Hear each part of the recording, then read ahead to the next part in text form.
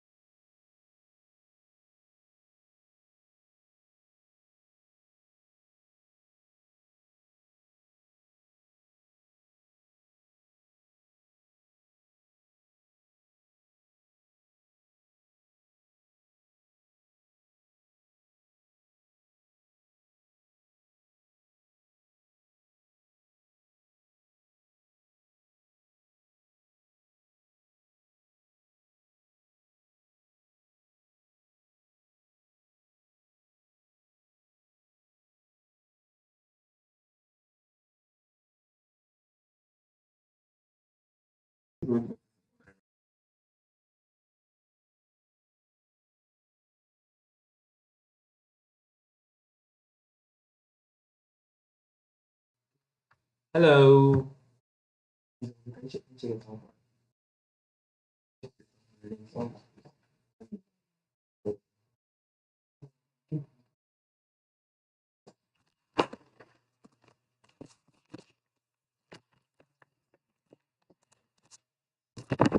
Please, good afternoon. Good afternoon. Friend. Please, thank you very much for waiting. Okay. Yes, this tutorial today has been quite stressful. Now we are off campus. Shout out to Israel ZP Roberts for giving us his Wi-Fi in his room to use for the tutorial. Yeah, so we'll be fast. We are solving the calculation questions in unit 4, 5, and 6, right? Yes, so which means I'll be doing the economic dispatch, the economic load dispatch question. Then we'll also do the flow analysis question. So these are questions that will come. All right, so please let's start.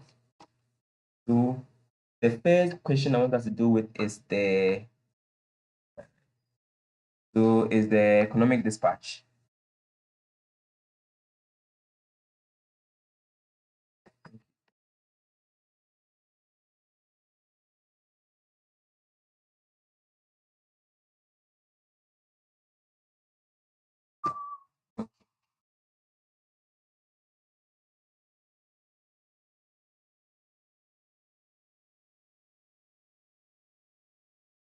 Oh yeah, so we are taking this question.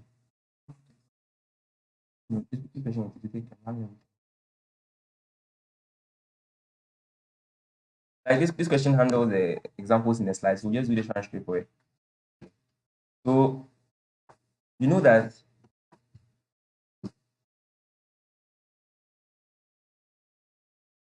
so this question it can come in two ways.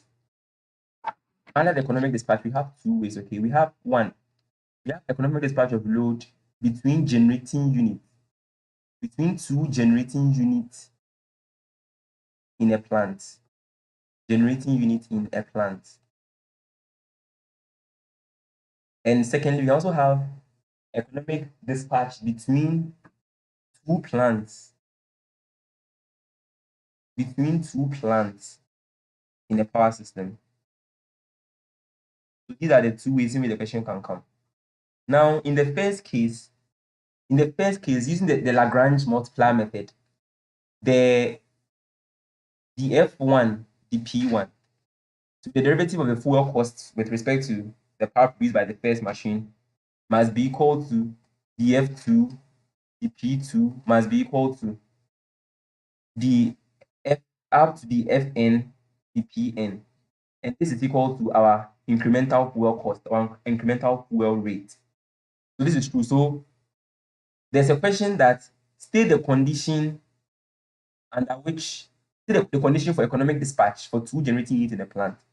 So the condition is that for two generating units in a plant, their incremental fuel costs, the incremental fuel cost of each of the generating units must be the same. This is for two generating units in a plant. But now we can also have it for two plants in the power system. Now we are talking about, let's say we have a plant A and we have a plant B. In this case, there will be a transmission line connecting plant A and plant B. That's the difference in this case. So because of the transmission line here, there will be some losses. And these losses create something that we call the penalty factor. We'll see it when we take a question, so just follow. Okay, so in this case, the condition is that the incremental fuel cost of a plant multiplied by its penalty factor, so let's call it L1, must be equal to the other one too. So something like this, dp2 L2. We say that the incremental fuel cost multiplied by its penalty factor must be the same for all the plants in the power system. So this will be equal to the Fn dpn ln, where n is the number of plants.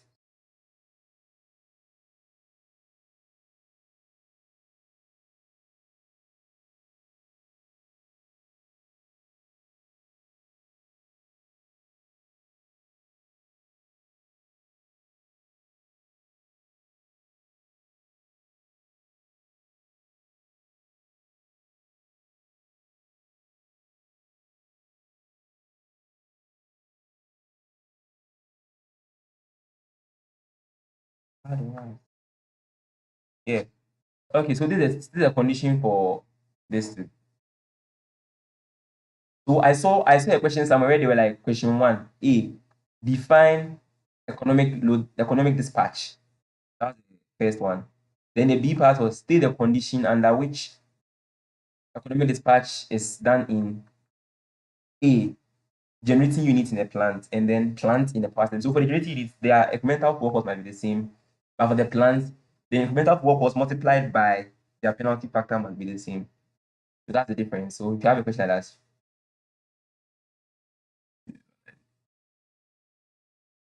that, you should be able to answer it. Okay. So let's take a question. Let's take a question. And then we'll see how we can analyze these things.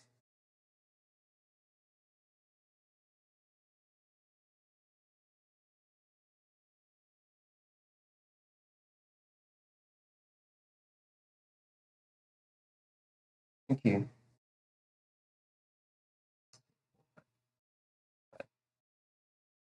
All right. So we have a question here. The incremental fuel cost in dollars per megawatt hour for a plant consisting of 2 units can be approximated by the following equation. So they've given us the F1, the P1 to be equal to 0.2 P1 plus 40. 0.2 P1 plus 40. And the F2, the P2.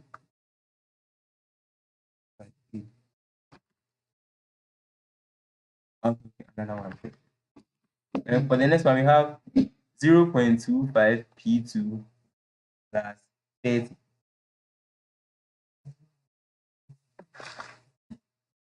All right, so this is the question. In the question, so if both units are operating at all times and sharing a total load of 150 megawatts, right? So you have a plant. You have a plant made up of two generating, generator A and generator B, and they are supplying a total load of 150. Then from here we can get a first equation. So the first equation is that the power produced by the two generating units must match the load. So P1 plus P2 is equal to 150. Equation 1. Now, to get the second equation, you must write that for economic distribution of the load or for economic load dispatch, the two incremental costs must be the same. So you state it. See, from what the TA them helped us with and give us the tips, you say that you must write some statement. And this one statement you must write because it will carry marks that for economic load dispatch, but I think right according to the Lagrange method. According to the Lagrange method for economic load dispatch,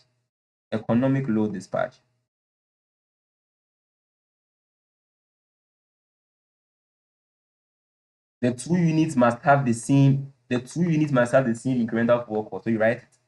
So this implies that the F1 the P1 is equal to the F2 the P2 is equal to lambda.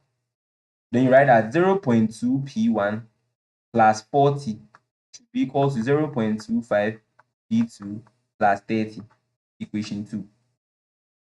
Then from here, solving 1 and 2 simultaneously. So you solve the two simultaneously. And when you do that, cross multiply, you should get P1 is equal to 61.11 megawatts. And P2 is equal to 88.89 megawatts. So kindly take your time to arrive at these answers. If you are following, just take some 1 minute to solve it and arrive at the answer.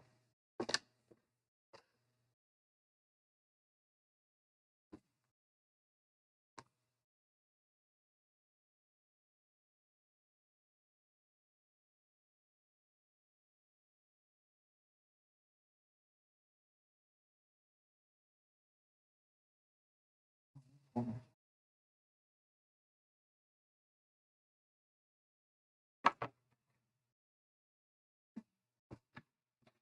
can take some time to arrive an answer.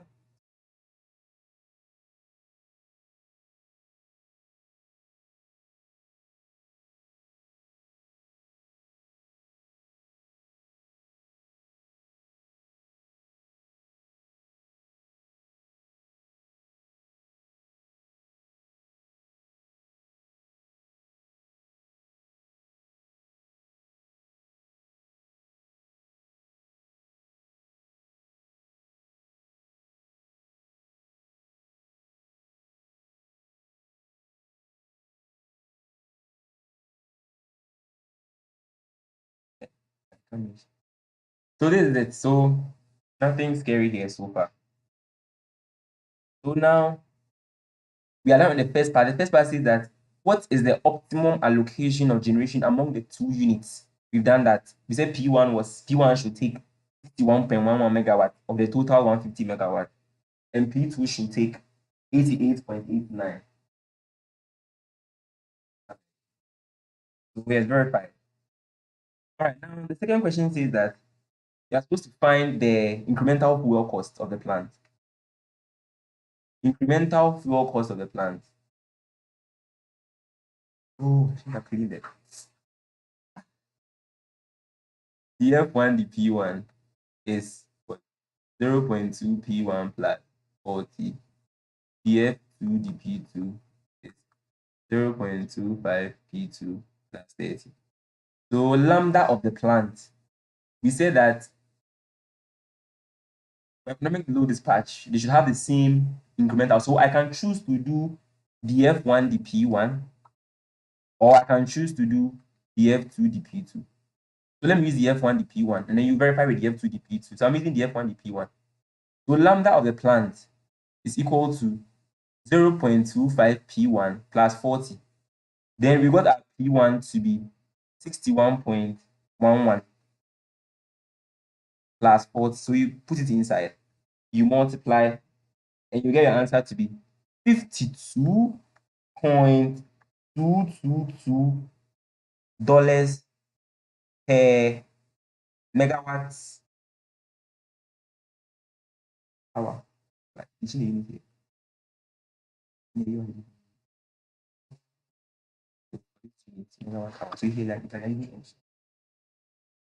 so per megawatt, from here they give us the unit in megawatt hour. So it's like it's energy. But I mean energy and power. Direct relation. That's what you get. So if you use the DF2, if you use 0.25 times 88.89 plus 30, you get the same answer. $52.222 per megawatt hour. Yeah. So 2225. So that's the answer. So that's the answer. So far, nothing scary still. By God's grace, we'll all be fine. We'll survive. Now, here's a little twist. So this is for economic load dispatch, right? Now, they say that should the load be shared equally between the two units? Comments on the change in annual fuel cost. Should the load be shared equally between the two units? Comment on the change in annual fuel cost. So we know that economically, if they are to share the load economically, P1 should take 61.11 and P2 should take 88.89 of a total 150 megawatt for economic, if they are to share economically. But now they are saying that let's take a scenario or a case where they are sharing 150 equally. Let me call this one P1 old, P2 old, right? So let's take a case where now they have new values. So we want this one to take half of 150 is 75. So we want this to take 75, and we also want P2 to also take 75. how would this affect the cost? That's what the question is asking us. So this is like a case where they are sharing it equally. Now to do this, we'd have to do some integration. So it's not difficult. You integrate the incremental fuel cost or incremental fuel rate between these two limits, with these as your limit. So the old becomes your lower limit and the new becomes your upper limit. Be careful. So here too, this becomes your lower limit, this becomes your upper limit. You don't use the fact that the big becomes the lower limit. That's the mistake that you can make.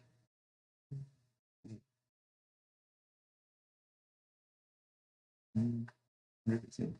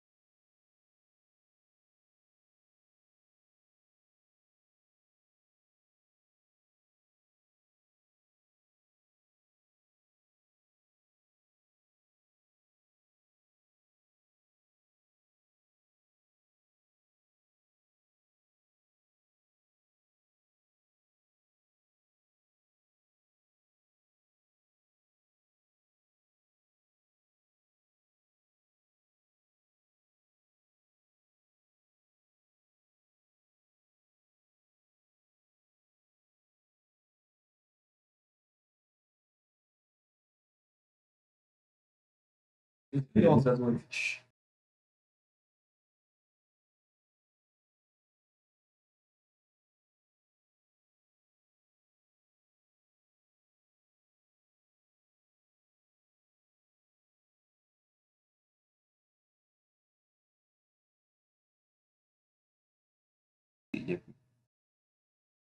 Yeah, so yes. So let's take our first one. The F1, the P1 is equal to 0.2 P1 plus 40. So the F1 is equal to 0.2 P1 plus 40 dP1. Integrate both sides. I'll get my F1 to be equal to integral of 0.2 P1 plus 40 dP1 from the old value, from 61.11 to 75 megawatts. So here, can you use the calculator? Solve either ways. I don't think he will check our solution today, but let's go. So you integrate this over 2 plus 40 P1. I mean, please. 61.11 to 75.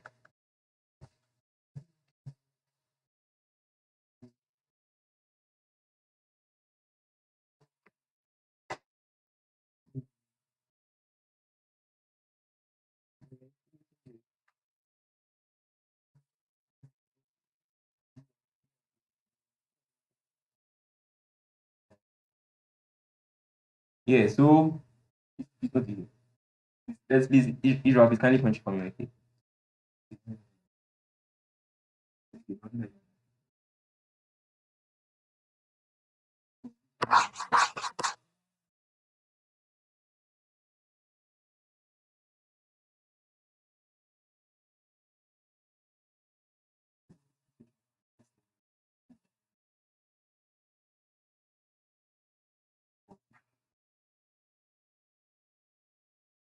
So we get F1 to be 744.66 dollars.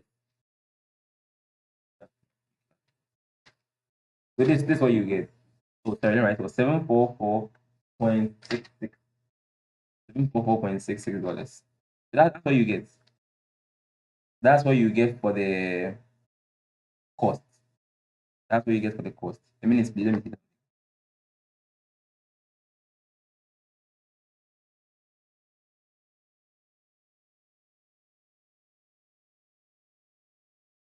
The unit is dollars per hour. That's the unit. Dollars per hour. Don't forget that. Don't forget that when we had a lambda, we had a lambda in dollars per megawatt hour. cost is in dollars per hour. How much dollars you are making in any hour? Dollars you are paying in an hour. So that's our F1. So let's repeat the same thing for our F2. So we can see that I'll get my F2. I'm just skipping step. I'll get my F2 to be integral from 88.89 to 75. Please here be careful. It's from the old value to the new value, not from big to small. 0.25 P2 plus 30 P2. And that should give us negative $701.25 per hour. So this is F1. This is F1 here. This is our F2 here. This is F1. This is our F2 here. Please, I hope it's making sense. So the next thing to now find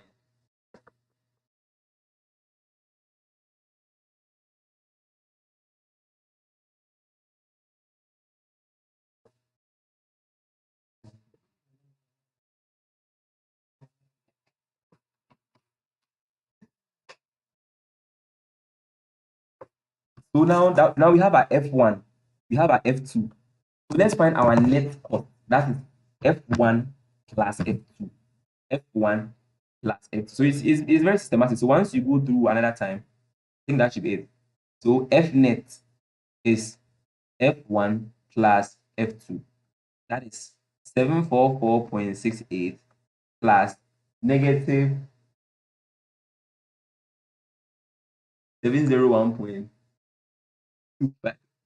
And that should give us 43.41.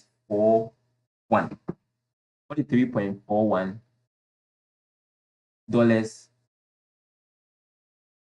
per hour. So there you have it. This is the workforce per hour. So let's see. It is. So that's it.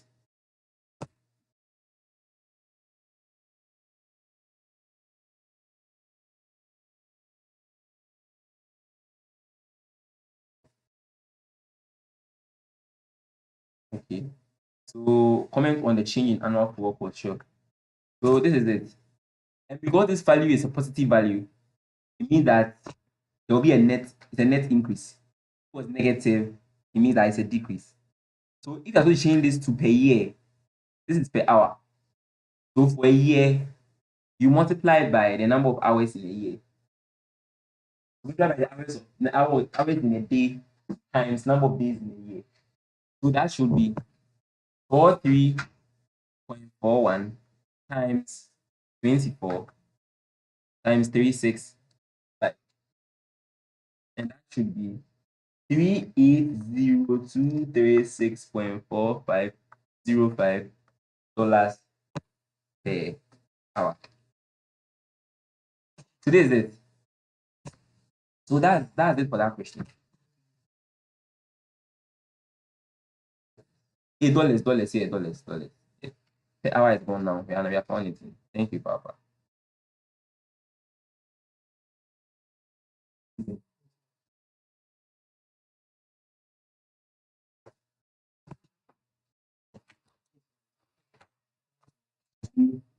So the comment is that there will be an increase. That's the comment. So you see the question that comments on the change are not focused. So see the example in the slide. So after they had the negative or the plus, comment is that the positive value means net increase in costs. That's the comment you get.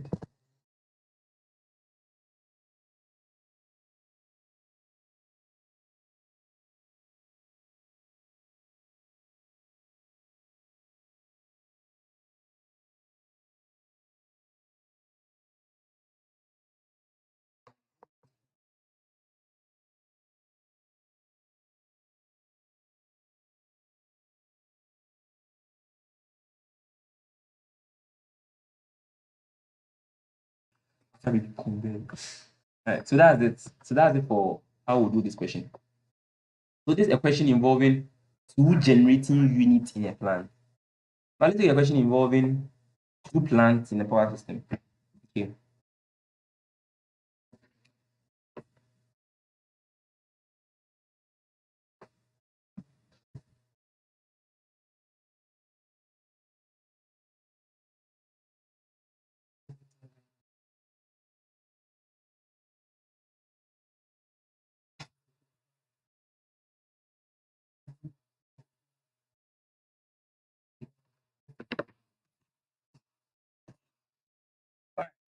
So let's move on.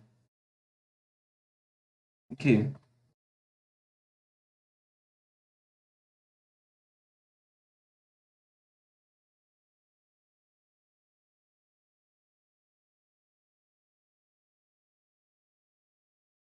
Let's take the let's take question 3. Question 3. So this is a question. Explain the term economic power dispatch, which you should be able to explain. Matching the generating unit to the load at the most economic cost, at the most at the minimum feasible cost, under some system constraints. Then a condition which must be met for economic load distribution between plants in the power system. They should have the same incremental fuel cost multiplied by the penalty factor. They should have the same incremental fuel cost for the second one. Question 3. The fuel cost functions for each of the two generators shown in the two-bar system are, so we have it to be 350, 350.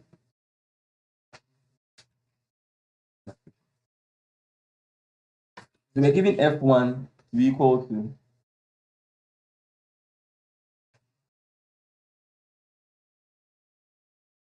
350 plus 7P1 plus 0.002 P1 squared.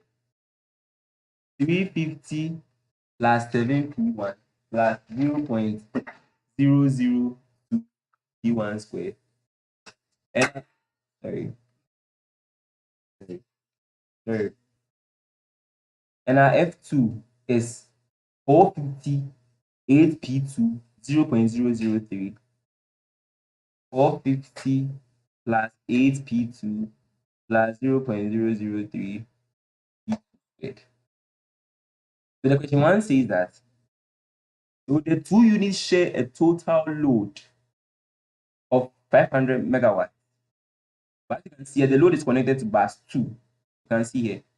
Assuming the total system losses amounts 15 megawatts, and the transmission line loss equation is P loss is given by 0.0015 P1 squared. Determine the economic generation allocations to the generators. Actual transmission line loss and the corresponding total fuel cost. Right, let's move on. Okay. So we have plant A here. We have plant B. I have 500 megawatts connected to plant B. I have a transmission line here. And then there is a loss on the transmission line.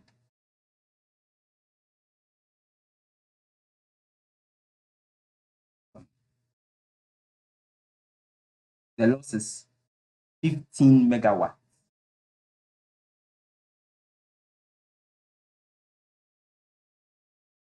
And then also give us P loss to be 0.0015 P1 squared.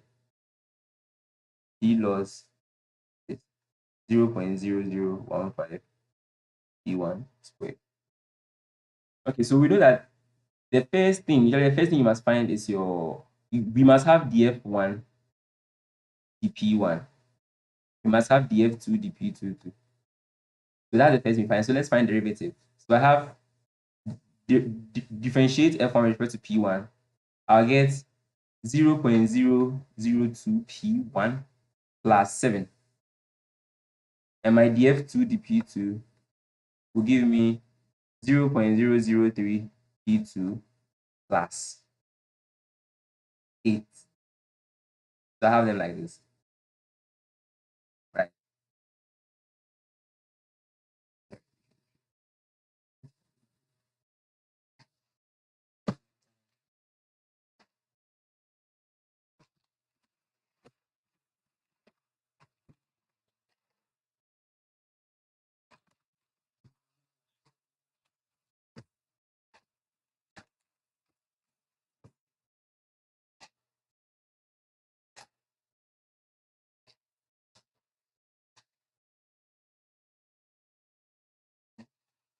So we know that for two plants in the power system, according to Lagrange method, dF1 dP1 L1 must be equal to dF2 dP2 L2, and this must be equal to the lambda of the system. Right now we found out dF1 dP1, we found them, so we have to find L1 and L2. So this is what we're supposed to find. L1 is given by 1 over 1 minus dP loss dP1. L2 is equal to 1 over 1 minus dP loss dP2. So if you are solving systematically, so first you get your derivatives, equation 1, equation 2. Second, you state that for economic dispatch between two plants in a system, this is true. According to the Lagrange multiple, then you write this one. This is true. So now you have this. So now we are finding your L1. L1 is this.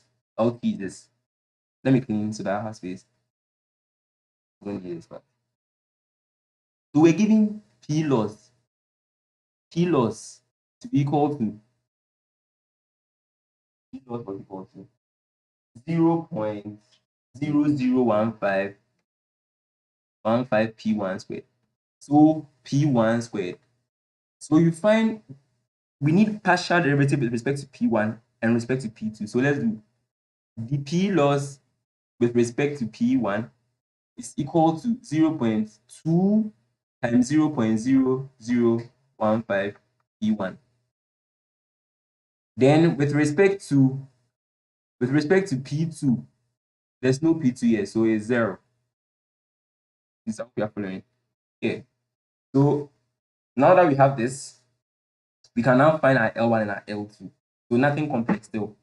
L1 is equal to 1 over 1 minus, this will give me 0.003 P1.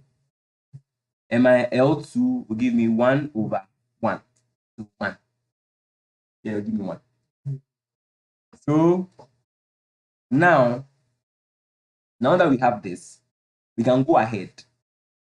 We can go ahead and write the Lagrange the formula again.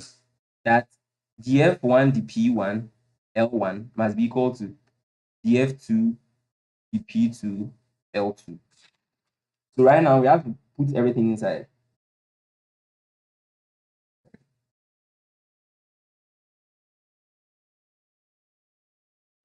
So this must be equal to lambda. This will be equal to lambda. So if you have it like this, I can just use, I want to find P1 and P2. I can use this and equate to this to find P1. And I can also use this equate to this to find P.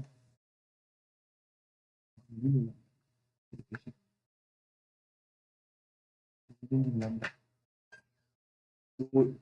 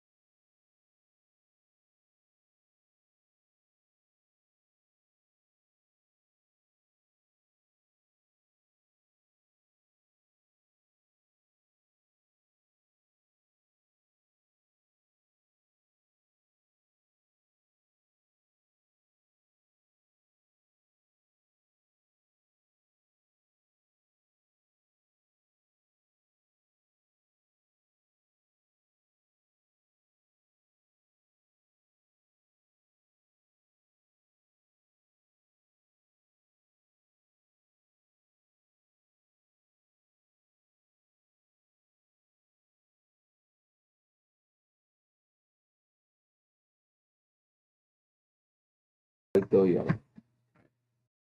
Please, sorry for the long delay. Yeah, I've unmuted myself. Sorry for the long delay.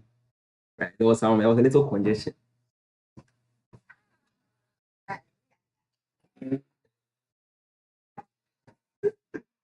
There was a little congestion. Yeah. All right, so let's move on. So, okay.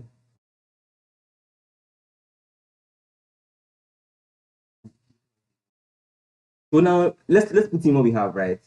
So the F1. What do you get for the F1?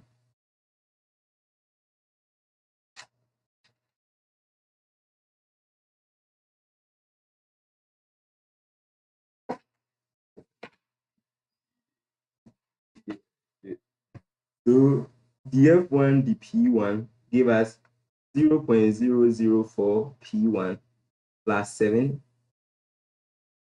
So multiply this by L1, which is now going to be 1 over 1 minus 0.003 P1 should be equal to the F2, the P2, which will go to be 0.006 P2 plus 8 multiplied by L2, 1. So this will give us, when we simplify this, we'll get our first equation.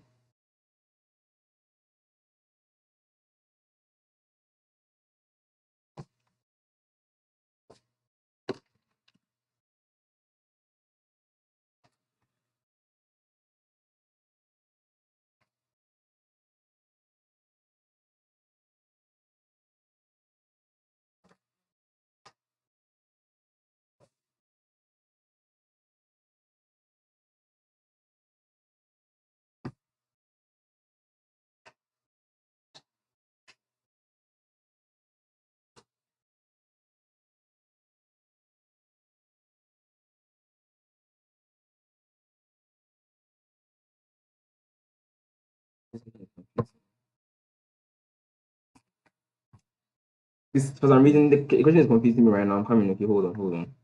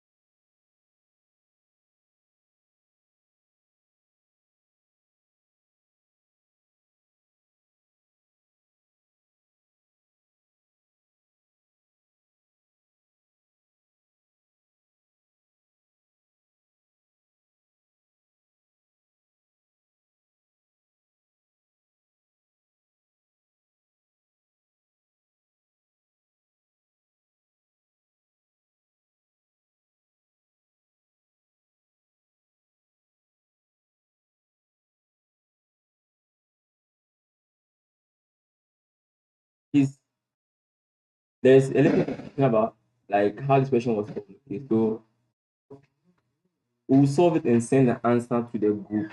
So for now, let's end at this step. Okay, sorry, I'm so sorry. So we are thinking of two ways. There's a solution, but then it looks complex. So we are trying to find like an easier alternative, right? Yes, because the one we have here it involves some quadratics.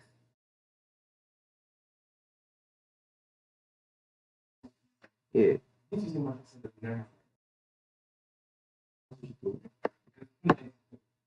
So we'll solve it and send the answer to the group. So for now, let's just end at this step.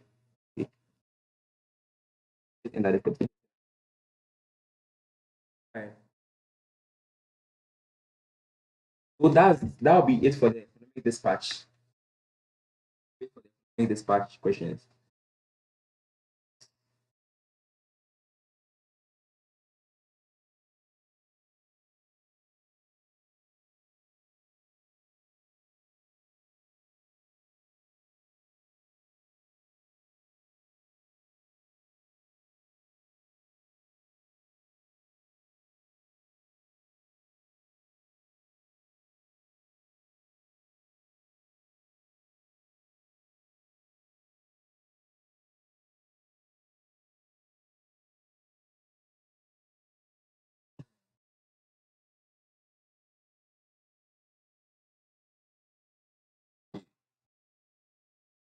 Okay, please. Now let's take this question. This is under unit 4, load flow. This is under unit 4.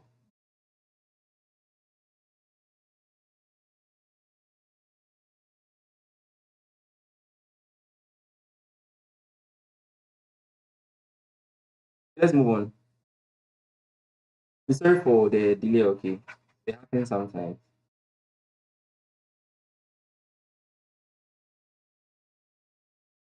So the unit 4, it deals with the load flow.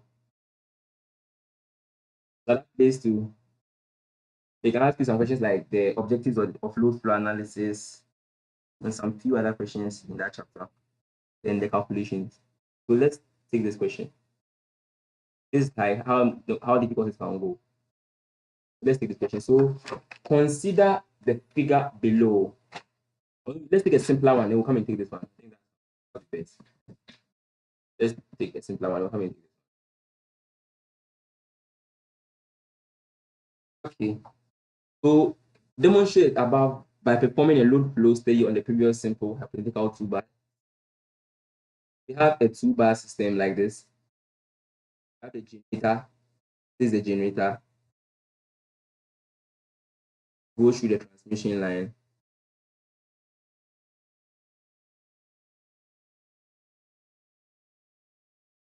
Then goes to bus 2. You take your demand from here. So this is the power demanded. I have my JX, I have my R here. Then I have my I flowing here. So first, I can write a first. So this is bus 1, V1. This is bus 2, okay, V2.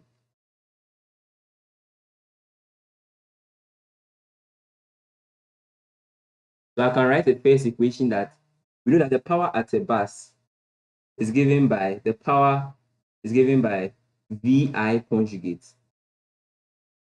Right, so I'm talking about bus 2, so V2. So then I can say my I conjugate is equal to SD2 over V2. And my I will be equal to, I'll conjugate the other side. So conjugate SD2 and conjugate V2. So I can write this as my equation 1, first equation. Now also, I can also write another equation. Since V1 is the supply, V1 supplies, there's a voltage drop across the impedance, then it gets to V2. I can also say that, okay, V1 is equal to V2 plus voltage drop across impedance. So that's ZLI. Then I can write V1 is equal to V2 plus ZL. I'll put 2 in. So let me call this equation 2. So put 1 into 2. So V1 is equal to V2 plus ZL SD2 conjugate over V2 conjugate. So this is my equation 3. So with these 3 equations, we can solve the question that we have. So let's move on to the question now. So in the question, we've been given that assume the voltage at bus 2 is kept constant at 1. So let's say V2 is 1. So given V2 to be 1 per unit, SD2 to be 8 plus J5, then also given the ZL. ZL is 0.005 plus J 0.03. We are supposed to find the V1. We are supposed to find V1 and then find SG1. Okay. So I can find V1 easily.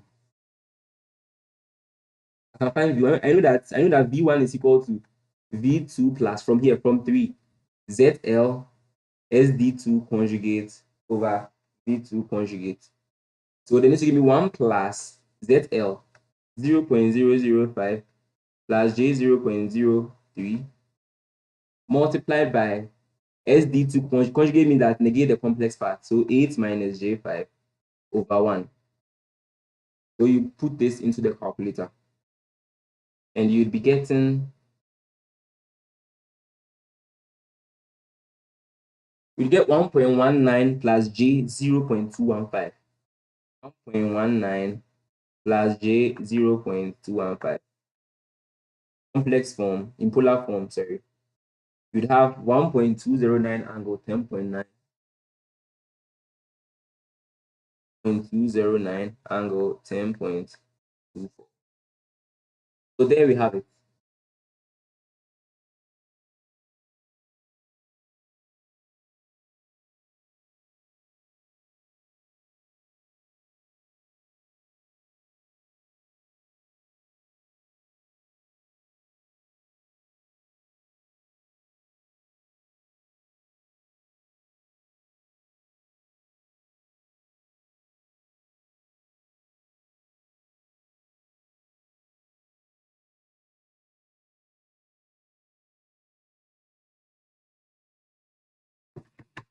Okay, so that's how we have our V1.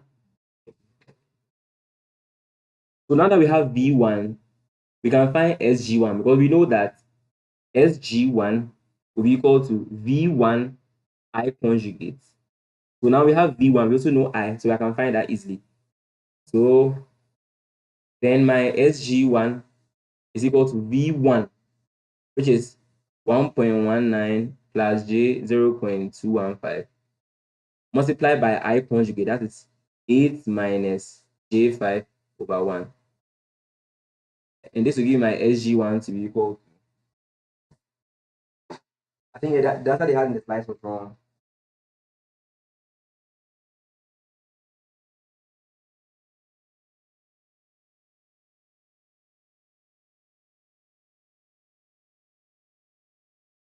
You get your SG1 to be equal to,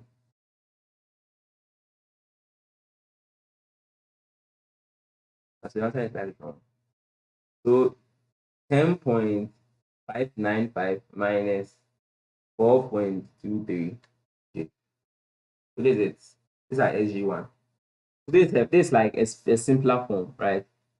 Now, in polar form, is equivalent to having 11.408 angle negative 21.76. So that's it here. Okay, now we know that in any power system, whenever you have a load that is demanding more reactive power than you can provide, you must do compensation, right? So then let's consider a 2-bus system. By this time, we are performing reactive power compensation. So in that case, the circuit looks like this. This is my SG here.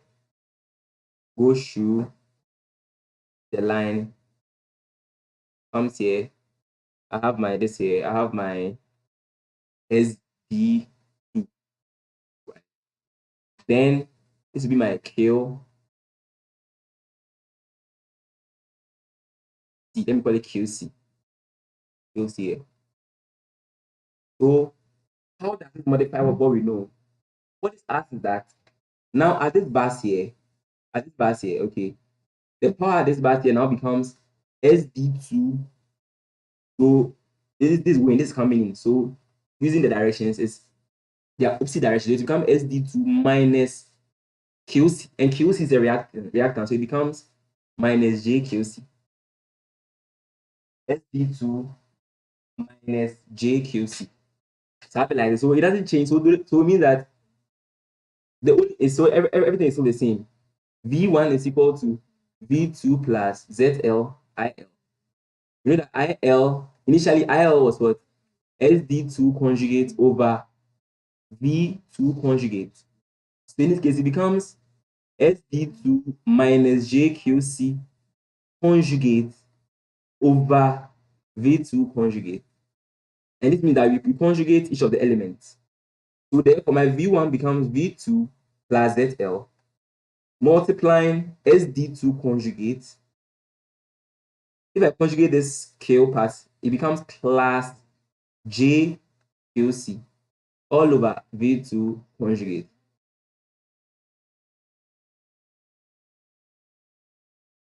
So this is it here. So in this case, when compensation comes in, this is the formula we'll be using. When there is compensation, this is the formula we'll be using here. All right, so let me go to the slides now. I'm going to where there's reactive power compensation. As for this iterative part, it can't come. It's, yeah. Okay. Yeah, so as you can see here, this is now the voltage relation now. Right? Yes. Power as now, we now subtract the reactive power supply by capacitor from the power demanded.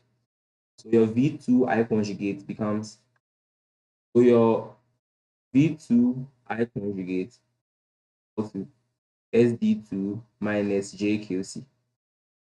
Your I conjugate is equal to SD2 minus JQC over V2. And you conjugate both sides, come and get it. So your I is equal to this. Then you put your I here. And you arrive here. Okay. So with the same preamble, with the same example, with the same preamble here, giving ZL to be 0.005 plus J 0.03, giving V2 to be 1, and giving SD2 to be equal to 8 plus J5. So the same preamble, right? You want to find your QC. You want to find your QC. So this question, it can come in two ways, right? One, one.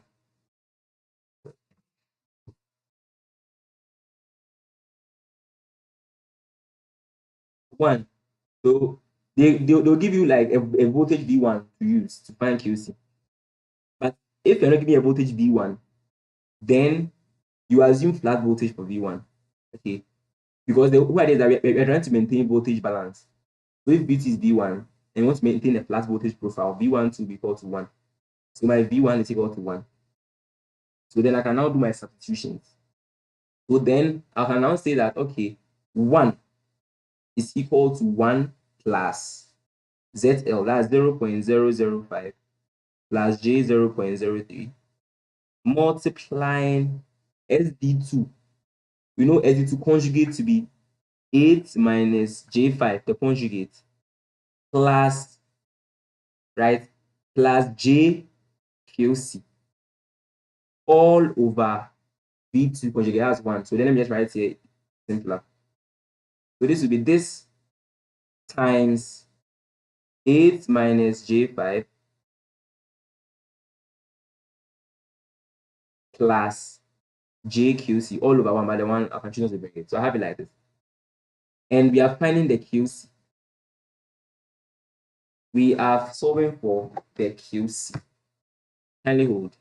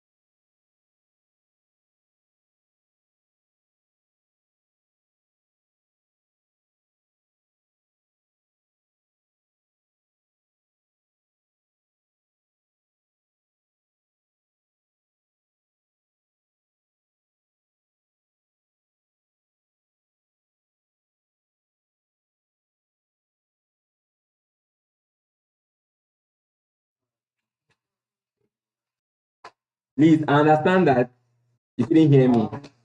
It's entirely my fault because I muted myself. So it got cut from the when we added a compensator. When we added a compensating capacitor to the circuit.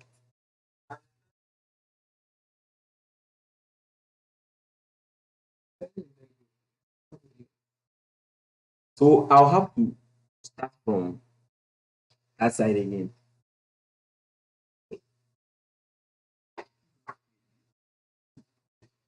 I'm sorry, okay.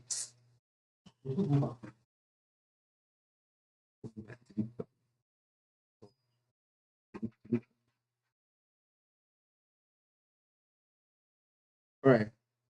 So we dealt with a simple scenario where the circuit was this. You have a generating bus, SG1, going through transmission line. You have bus 2. So this is bus 1, V1. You have bus 2, V2. You are demanding from here SD2. This is the simple one we looked at, right? We saw the formulas. We saw that V1 is equal to V2 plus ZLI. You know that I is equal to SD2 conjugate over V2 conjugate. We saw these formulas. Nice. Now you're saying that what if there's a condition where the reactive power demand is exceeding how much you can generate, right? Then you have to do reactive compensation. You know what reactive compensation is, right? Managing reactive power flows to improve performance using devices. So here we are using the capacitor. So let's add a capacitor here. And this capacitor is supplying reactive power. Let me call it Q. Let me call it Q. All right. So now let's see. So we know that the power at bus 2, V2 I conjugate, the power at bus 2 is equal to, this time, it becomes a sum of SD2 and the reactive power produced. So it becomes SD2 plus Q. But Q is reactive, so it becomes plus JQ. So this means that my I conjugate will be equal to SD2 plus JQ over V2.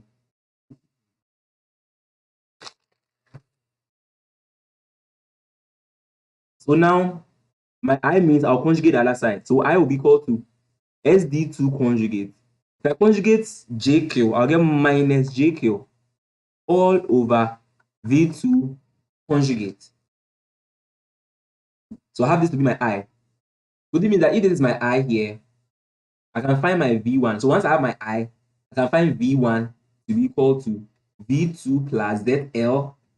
My I will become SD2 conjugate minus JQ all over V2 conjugate. Yes. So now let's take a question. Okay. Let's take a question. So let's take this question, right? Consider the figure below where generator supplies the load SD2 with this through transmission line of this impedance V2 is V1 is this. I'm saying this question, we're using different parameters by this same question. So let's take ZL.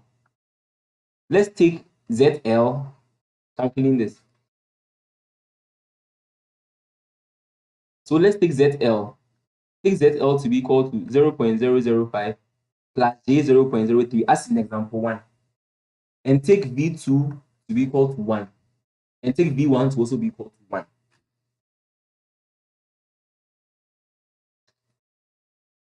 All right.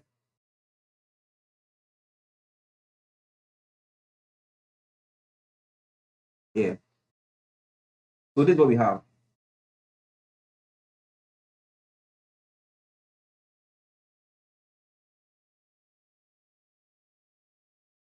So let's start. So we know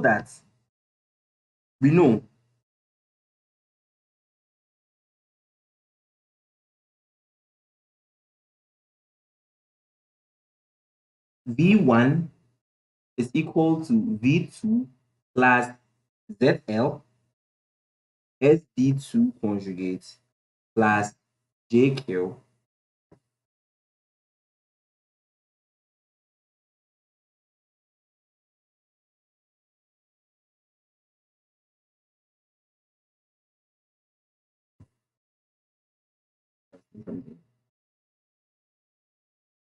yeah.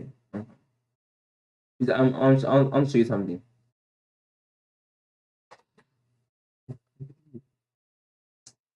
Okay, so V1 is equal to V2 plus ZL times I conjugate I. We know this, right?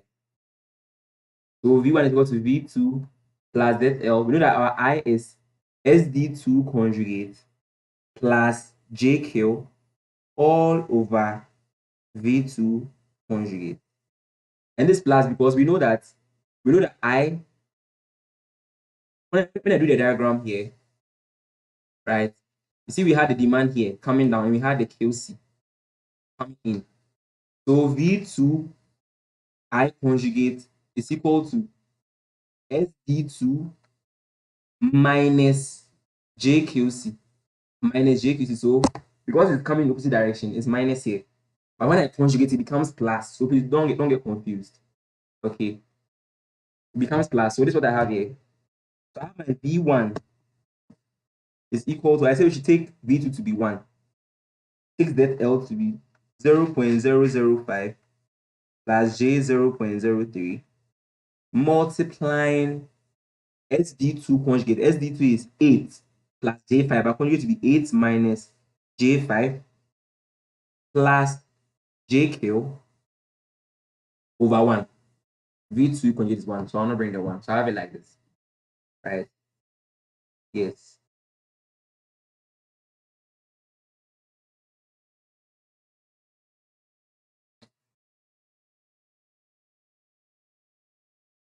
Then I'm saying that we are compensating to have a voltage profile balance. Right? So let's also take our V1 to be 1. So magnitude of V1 to become 1. So now I have 1 is equal to 1 plus 0.005 plus J 0.03 multiplying 8 minus J5 plus JQ. So the question can be in two ways. One, it's either they'll give you a value for this being here, but if they don't give you, you assume the flat voltage, that's 1. So in a question like this, here they gave us V1 to be 1 and V2 to be 0.9. So we'll just use what we have. But if they don't give us, use the base voltage for them. So you use 1 and 1 if they don't give you the voltages. All right, let's move on. So now we want to find the Q. That's what you're finding the question. You're supposed to find the reactive compensation. You're finding this Q here. So here, once you get here, it becomes complex numbers. You have 1 is equal to 1 plus, you multiply it through. So multiplying through, I get 1 is equal to 1 plus, this times this. 0.005 times 8 is 0.04 plus minus this time this, so minus J 0.025 plus J 0.005 Q.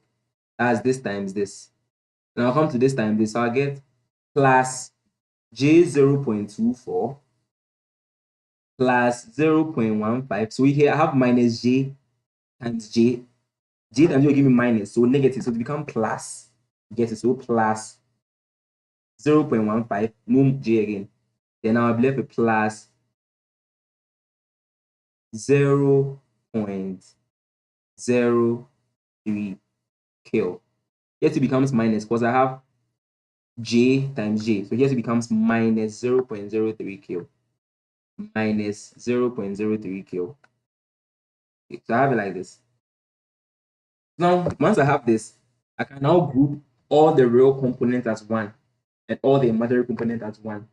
So I have 1 is equal to 1 plus 0.04 plus 0.15 minus 0.03 Q. That's the real part. Then now plus J, I'll group all the imaginary parts. So 0.215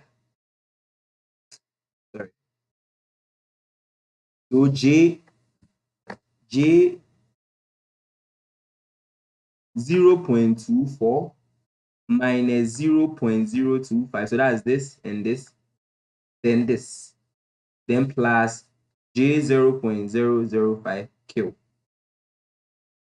Like this. Now let me simplify this. Yeah, I wrote it out. Okay, okay, thank you. So 0.0025 plus 0.005. Thank you. Now I'm left with 1 is equal to 1.19 minus 0.03 Q plus J 0.215 plus 0.005 Q. When I have it like this, right? So now let's find, we want to find Q, complex number here. So let's find the magnitude of both sides and equate it. So magnitude of 1 becomes 1. And we know that for a complex number z of the form x plus jy, magnitude of z is square root of x squared plus y squared. So here I'll get square root of the real part squared. So the real part 1.19 minus 0.03 Q squared plus imaginary part 0.215 plus 0.005 Q squared. Real and imaginary part squared. So now I can simplify this. Right? So square root. So here become 1 squared. That's 1. So here the same as me taking the square root out. I just take the square root out. I don't want to rewrite again, but you must rewrite it. So this squared. So that the same as 1. So now when I get here, you have to expand. So use a squared minus 2ab plus b squared. A squared like that. So you get 1.416 minus 0.0714 Q plus 9 times 10 exponent negative 4 Q squared. That's for this part. Plus 0.0462 plus 2.5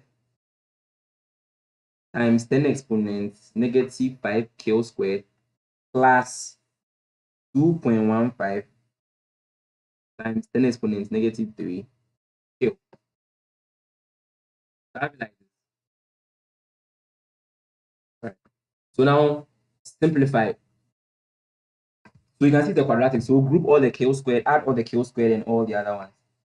So I'll add this to Q squared here.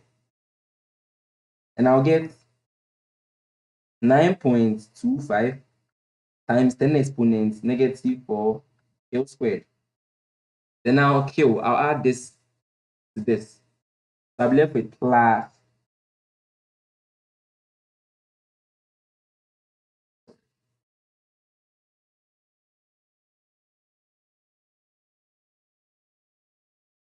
okay, so it becomes minus. When you add this to this, it becomes minus 0.06925 Q. Then now 1.416 plus 0.0462. That give me plus 1.4622. So now quadratic. So I'll bring the 1 here and subtract from this. So I'll be left with 9.25 times 10 to the negative 4 Q squared minus 0.06925 Q plus 0. So I'll subtract 1 from this. So 0.4622 is equal to 0. So now this is a quadratic. So you punch it into the calculator. You punch it. So we should expect 2 values. So you expect 2 values. When you punch this, you get Q1 to be equal to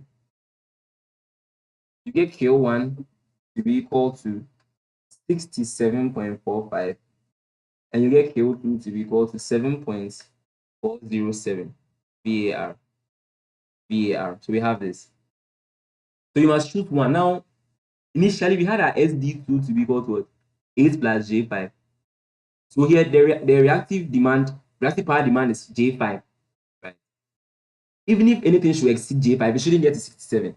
So we are complete. So we use something small, not the huge one. So we state that the value of the 67.45 will be too hard, it will be too huge for the demand. So hence, we take our QC to be equal to 7.407 VAR. So that's it for our QC. So we are done answering the first part of the question. The first part was for us to find our QC, which we've done. So we found our QC, reactive compensation. Now the next one says that find the generation SG1, right? Now we know that what SG1 is equal to V1 times I conjugate.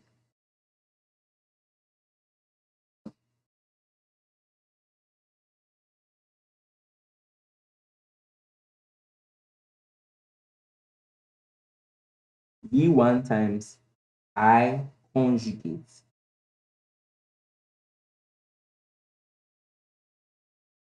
So let's find V1. V1 is equal to what? V2. See, we took the magnitude of V1 to be 1 per unit.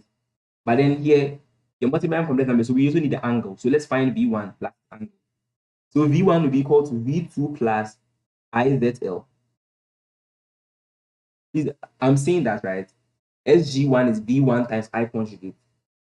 V1, we know V1's magnitude as 1, but we don't know its angle. So we must find V1 so I can find its angle. So let's find V1. We're supposed to V2, which is 1, plus I, 0.005. I mean ZL, 0.005 plus J, 0.03, multiplying I. We know I to be SD2 conjugate. That's 8 minus J5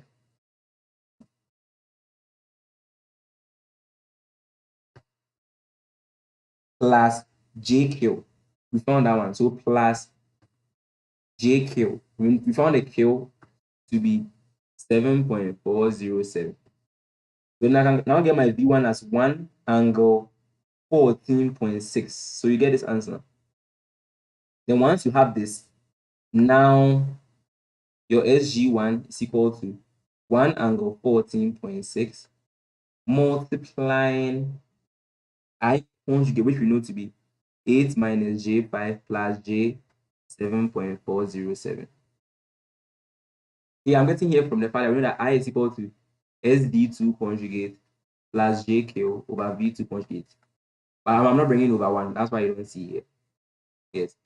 So you get your SG1 to be equal to 8.34 minus J 0.313. So this is it.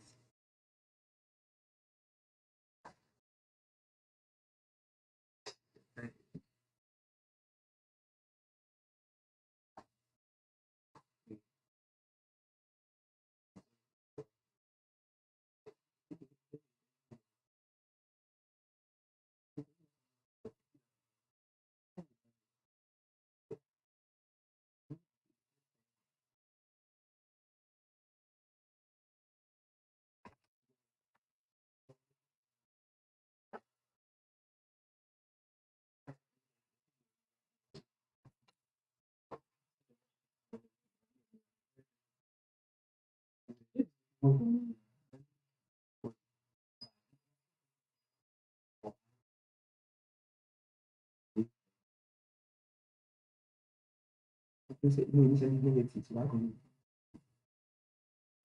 you check the past, SD is coming down, and Q is coming. This is vectors. I, I is S. No, this is mine. Mine is because demand is going down, one is coming. It's different association. Okay, so it becomes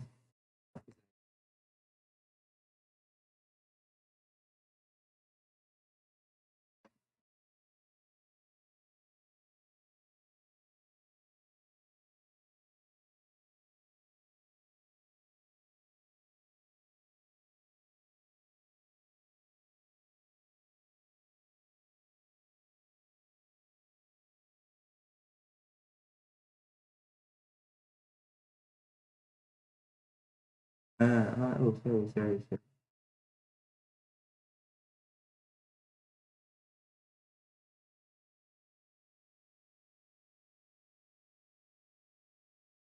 It's supposed to be negative here. Yeah. I think so we know that SG1 is V1 I conjugate. Yes, and you know what I conjugate is? I conjugate is SD2 conjugate minus JQ over B2 conjugate.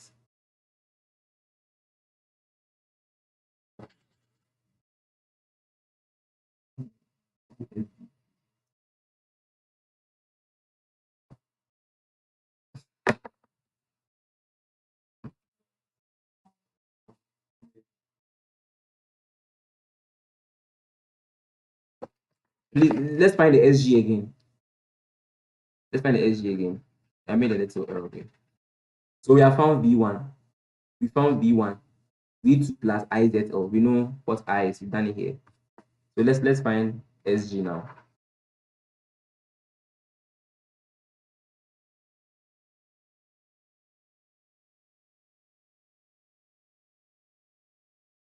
We know that SG is equal to V1 I conjugate. We found V1 to be 1. So that's V1. We know that I conjugate. So V1 times I conjugate is what? Is SD2. Is SD2.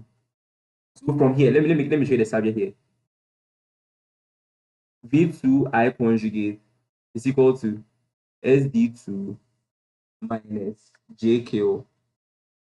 So I conjugate will be SD2 minus JK over V2. So that's what I'm reading here. So SD2 minus J over V2. So V1 is 1 angle 14.6. SD2 is 8 plus J5 then minus J 7.406 407. So you put inside, then you get an answer. So you get an answer to be 8.34 minus J 0.313.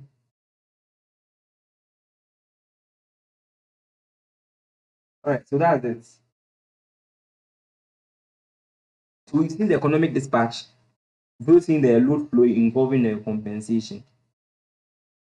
The load flow involving the compensation.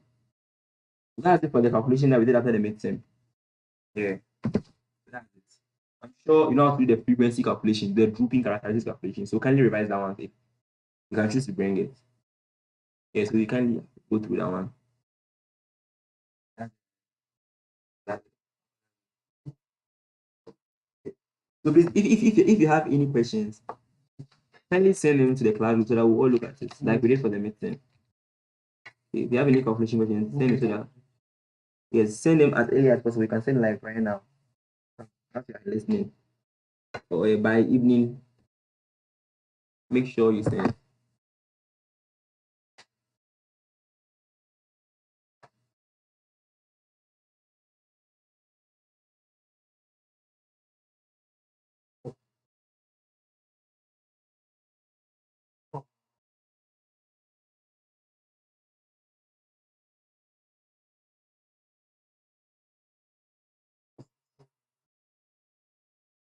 No, I don't know.